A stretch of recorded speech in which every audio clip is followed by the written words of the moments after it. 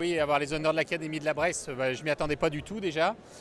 J'ai vu qu'il y avait une belle palette aussi de prétendants. Donc je suis content de faire partie de ce tour de table. Je suis content aussi de voir que la fierté de la JL, on porte nos couleurs vraiment dans tout notre département et au-delà évidemment de tout ça. La dimension européenne de notre club aussi nous permet d'accéder à ce genre de récompense. Donc c'est évidemment une récompense qui est au nom du club et que je partage avec toute l'équipe du club, sur le terrain, en dehors du terrain, au commerce, à la communication, l'ensemble du conseil de surveillance aussi. Donc c'est vraiment une belle soirée.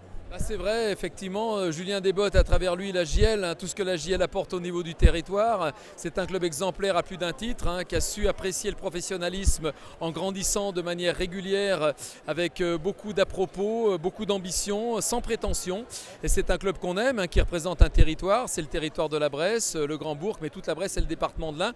Et c'est vrai que cette atteinte maintenant d'un niveau européen fait, on va dire, aller flamboyer les couleurs bressanes dans l'Europe entière. On est très fiers de ce club, c'est pour ça qu'au niveau de l'Académie de la Bresse, on avait envie de mettre en relief celui qui le représente le mieux aujourd'hui, qui est l'héritier aussi de tous ces présidents, de tous ces entraîneurs, de toutes ces équipes mythiques qui sont passées à la salle de la rue Charles-Robin et qui sont maintenant à Equinox. Et nous, on avait vraiment envie de mettre en relief le parcours de la Jeu, parce que la Jeu, c'est la Bresse, c'est l'Ain, c'est la France, c'est nous, quoi.